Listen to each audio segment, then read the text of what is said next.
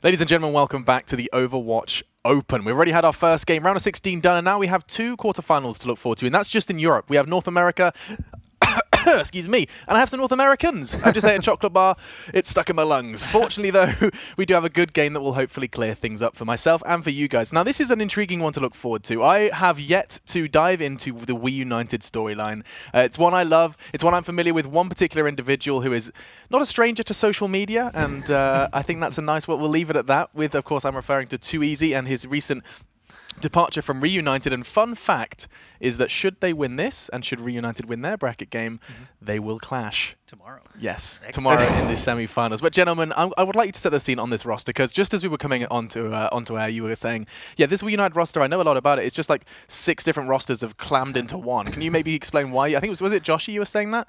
Basically, it's just every player is recognizable from various other teams. Right. And so WEUNITED, obviously, when 2Easy and Reunited split ways, it made sense that he would look up the other strongest free agents, and we end up with basically not a super team, I guess. They haven't just been beating absolutely everyone, but they're definitely on the up and up and having a great streak recently. The biggest thing I would say about WEUNITED is that they have a team of veterans. These are players that have played the game since the very early stages, and they've been in and out. A lot of the players on the team, like, say, Shadowburn, have not quite found the proper team, but Shadowburn himself is an absolutely phenomenal player. So you combine that with 2Easy, who, of course, has been with Reunited for a really long time, up until the point where he was removed, which is sort of the impetus for the name WEUNITED, sort of a jab at Reunited, saying, look, I'm going to make my own team. It's going to be better. We're going to have this and that. But it's been an interesting climb for them, because they didn't start out as a team of all-stars that was just dominating everyone. They started out pretty rough. I mean, they were getting knocked down round of 32 in open tournaments, all the rest, and then it's really been the last 2 weeks that they've kicked it up another notch and then some and become a dominant force right now in the lower levels of EU Comp. I'm not sure I'd put them up against Creation, Rogue, and that sort of stuff right now, but certainly in the mid-tier EU teams, they've been tearing it up. Yeah. Yeah, and it is that kind of, we talk about tiers once again, and I asked this question previously when I had John and Dan with me, but when I've got some new faces, it's nice to get a new approach. I ask, what point do we start locking these tiers in? We always, we say it's very difficult with a Counter-Strike as an example, to break from being a tier 2 team to a tier 1. You have to have that big win. But when we're so early, it's very hard to find these big tournaments that you can have these big wins in. So, I know we've already got these tiers. It's clear, T1, T2, North America strengths, European strengths. But at what point in this game's life do we start saying it's going to be abundantly clear who's the best and who's not? Do you think we're there already? I think consistency is definitely going to be just the proven factor. Right. The fact that a lot of these teams are still not locked in on their final 6 players, I mean, that's very telling. But obviously the big events, we're still looking at Envious to win everything. So it still can be very, very hard, even if there's huge prize pools, to say these guys are definitely made it now. Until someone beats Envious, then they're going to be obviously in the discussion. But and that's the kind of crazy thing, right? So Envy are winning everything, at least in their region. When they come to these international events that are coming up, we expect them to do the same.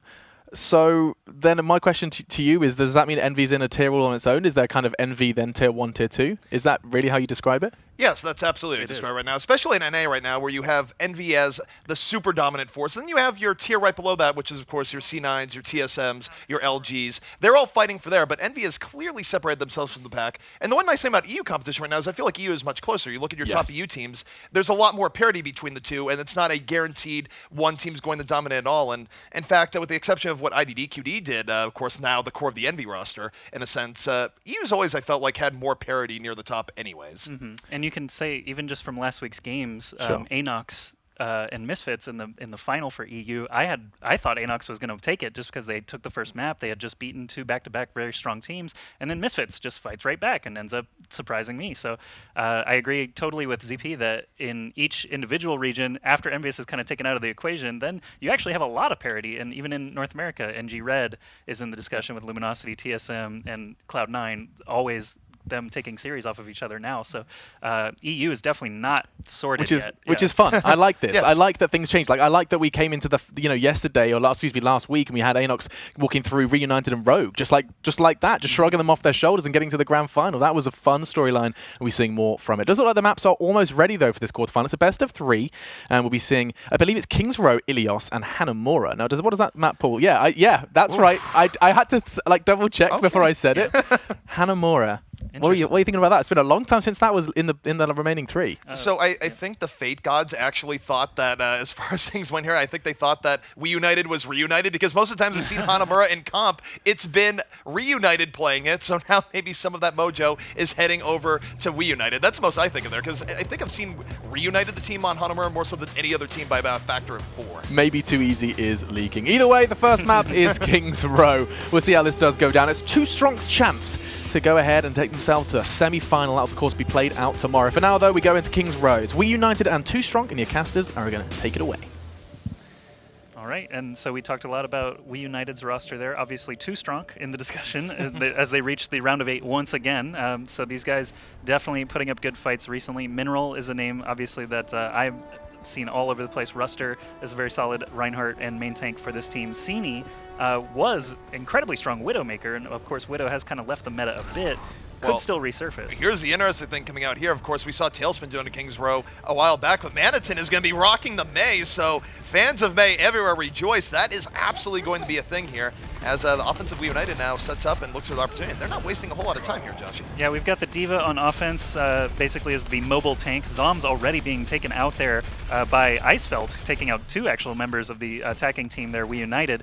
And WEUNITED on the roster here, we see Slasher playing that Zenyatta. He's been playing a lot of Mercy with this team recently, but Zenyatta obviously still very strong in the meta, and Resurrection versus Transcendence has a lot of question marks still, I think, in competitive play, but for now, that Discord Orb is really just the huge factor for picking Zen. But what happened there is that the defense got way too over-aggro there. They thought they had WEUNITED dead to the rights. WEUNITED backed up, immediately punched. They get 3 kills to start this off, and Manitin right now just maying here off in an island by herself, going to get taken out right after that ice block. And this is going to be a quick attack here from WEUNITED, and really, that was just an overextension by 2STRONK. It's one thing for the defense to go in really aggro, but doing so, you want to do it when you have an advantage, not when it's still 6v6. Yeah, in just 1 minute and, less than 1 minute, 10 seconds, they've already taken A, so definitely looking strong on the attack.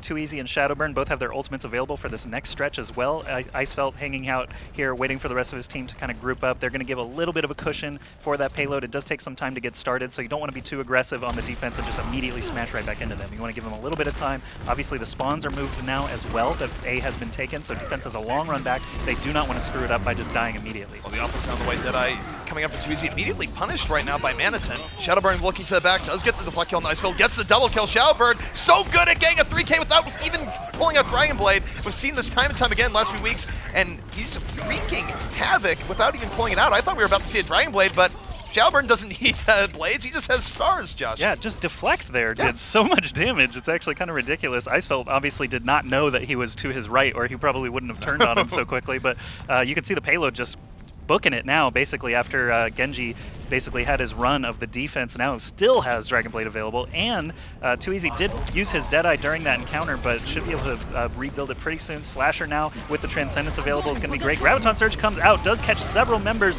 of the defense. Mineral, Icefeld, and Manitin all down to Shadowburn as he does finally pop that blade. Deflect comes up to keep him alive and gets the 4th kill there as well. Well, that's one thing you're seeing a lot, by the way, is that not only do they have them dead the rights on that Graviton, and they just murdered them moving in, but people are smart about the Graviton. They know when everyone's going to die, and Shadowburn just said, okay, I'm just going to go and take out the Zenyatta in the backfield. So a time is being set right now incredibly quickly. It's still a sub 3-minute time right now, Joshy. 2STRONK has had nothing go well for them. And for this to go well in the next fight, both Soundbearers are going to come out from both sides. Saini has to land a very good Death Blossom. Yeah, and this is an interesting spot for Death Blossom. Obviously, there's a lot of high ground that he can try to take. We're watching Too Easy right now try to do what he can. There's that Death Blossom we were looking for. It did come from the high ground and does scoop 3 kills. And with Ruster at the backside, taking out Forsaken and Shadowburn as well, that's a full wipe. Yeah, that's a 3K that 2STRONK desperately needed right now. Again, time-wise, so you know how much is left here. It's about 3 minutes and 15 seconds have gone by. If you get capped on King's Run under 5 minutes, it is an absolutely terrible occurrence because it's so much hard to actually beat that Sound Your Own attack. So it happens here. WEUNITED moving forward. Sound Barrier at the ready. There will be no defensive Sound Barrier as a big Earth Shatter comes in right now from the defense. Ruster setting up his team for 3 kills. Shadowburn, one of the last people remaining, and as much as a hero Shadowburn has been, he needs to back out here. In fact, doesn't get out of time. Full team wipe in favor of 2STRONK. Great shot there from Icefeld to finish off the Lucio, who was trying to retreat back to spawn. Couldn't quite make it. And you're right, Shadowburn definitely can't do it by himself. You definitely need the team to be alive in order to turn the tide of battle like that. And the payload now has been stalled out. It is going to roll back a bit as they try to gather themselves here. 2easy trying to build up to that Deadeye ultimate to at least help engage. Icefeld's going to pop his Deadeye right now. He's got a vision on Shadowburn, but deflect was up, so good restraint there from Icefeld not to just kill himself again. Yeah, it was just what I like to call it high noon, just kidding, but it does zone out the offense a little bit. The offense that will be moving in. 2easy now leading with Deadeye. Shadowburn does have Dragon Blade at the ready, and look at WEUNITED there being very aggressive, pushing in the defense. Deadeye comes out, does a lot of damage to the Reinhardt shield. Shadowburn still hanging on to his Dragon Blade, looking for the opportunity. Everyone pretty much grouped up on the offense, and here comes Shadowburn now into the backline, waiting for the Transcends to fade. Not getting as much right now because of that Transcends, gets knocked to the ground, will get taken out by Icefeld. So Shadowburn, he's hit off the Feast or Famine. That was absolutely the Famine, Josh. Yeah, I actually very rarely see the Famine. I was expecting at least something to happen, but it did go pretty poorly with him with the Transcendence and then just being knocked on his butt. Icefeld's running right through here, immediately killing Reels X there on Lucio. Now they are, looks like they were looking to charge forward and try and keep them pinned in their spawn, but of course there's 4 minutes left for WEUNITED to try and push this point. You definitely do not want to blow it. You don't want to just go too aggressive, try and keep them pinned in their spawn, and then suddenly a Deadeye comes out, or a Death Blossom or something like that, and you're reset. And for 2STRONK, if they can defend 2 more pushes, I think they're going to be in a good spot. But here comes the defense. They're coming out with the Sound Barrier that's going to let them push right into the offense. Ooh. And oh no, Zany did not realize he had a skull on him, went right through the shield, immediately taken up by 2easy. That Death Blossom getting nothing done. Now a 6v5 power play in favor of WEUNITED, and there's a lot they can do to turn this in their favor as they move forward, as the defense is down 1 critical player. With another Deadeye, Shadowburn, it's so quick on the deflect that he actually did have to wait it out once again, but now 2easy getting plowed through right there. Icefeld just going crazy. Every once in a while, he'll just burst someone down out of the blue there, but the consistency is going to be hard to keep up when he's the only person alive, and Zoms on that Reaper is looking straight at him. He's got the Death Blossom as well, so this has to be all but done here as the Death Blossom comes in, actually scoops a couple of kills. There's that Diva ult coming in as well, and suddenly that's a time set. Excellent stuff there from WEUNITED. Very swift push. Yeah, time-wise, that is about 5 minutes and 59 seconds being set there. So for 2STRONK, it's not a complete disaster. I think they would have really have liked 1 more minute onto that time for their own attack, but this is beatable. If they had lost the last without putting up a fight there, it would have been absolutely terrible. Not what you want to see at all, but for 2STRONK, it was good to grit that out because now they do have a chance of being this time. It's not unbeatable. Oh, look at that time to beat, 5 minutes, 58 seconds. Excellent. We'll be able to track that a little bit easier now. On the offensive side, still looking very standard. On the defensive side, Manitin going for that May. All right. Oh, sorry, Right, actually, the no. offense May. Yeah, going that's full not right. tailspin That can't now. be right. We'll So see if, he's going to switch off. Does that. I'm not. The problem is when you see Envy do something, it's hard to say is Envy doing this because it's top of the meta, or is Envy doing this because they're so much far ahead that they can just do whatever they want. Can afford to, yeah. Manitin's still showing it right now for the offense, so we'll see if that holds up. But taking a look here at the defense as they roll out here for the side of WEUNITED, it's going to be 2easy once more on everyone's favorite Cowboy McCree, Shadowburn on the Reaper, Slasher on Zenyatta, Zom's going to be on the Zarya, Reels on Lucio, and Forsaken, of course, on what else but Reinhardt.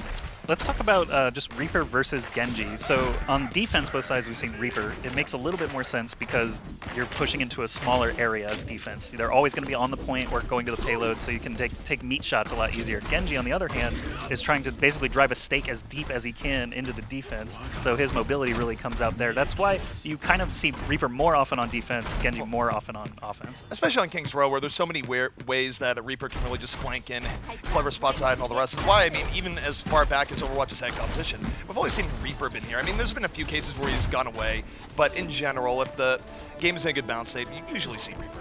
Yeah, the McCree Flashbang fan combo used to be Reaper's like worst enemy, Yes. worst nightmare, and now, of course, it's a little bit drawn back, but Reaper can actually Wraith Walk out of being flashed and still live most of the time. So we are going to actually still have the Mei on the offense, and there's the wall to get that Reinhardt pinned so quickly, but dies immediately to 2easy. Shadowburn also gets a kill on the Reinhardt, so the push is basically going to be stalled out a little bit. So I like the idea of the quick blitz offense. I mean, it has worked out from time to time. The downside here, which 2STRONK is going to have to deal with as a consequence of failing that, is that they just gave quite a bit of ult charge to the side of WEUNITED. They're going to get ults up sooner, and if they fail the next push, then they're probably guaranteed to fail the third just because of ultimate momentum alone. And here comes the offense. I think they know that, so they're going to be trying to take this in their favor right away. Yeah, not to mention Zarya's now reset. Mei has no credit toward an ultimate, right? Even after doing some damage and pinning that Reinhardt. But Now onto the Zarya, one of the slower building ults in the game as well, still just costing a lot of time. Icefelt, nice shots there on Shadowburn. Picking off that Reaper is definitely going to help them move in, especially if Lucio is in the front line there. Reel's X goes down, and Icefelt survives with only 9 health, grabs that full heal pack, and suddenly the offense is rolling. Will they actually be able to take out this barrier very quickly? Yes, the Discord Orb also allows them to take out Forsaken, and now Zombs goes down as well. Well, let's talk about what's been driving all this. It's been the Icefelt show, and ends up getting the triple kill at the very end. So Icefelt showing that McCree is really good at cleaning up when you're winning, throwing in a few crouches there for good measure.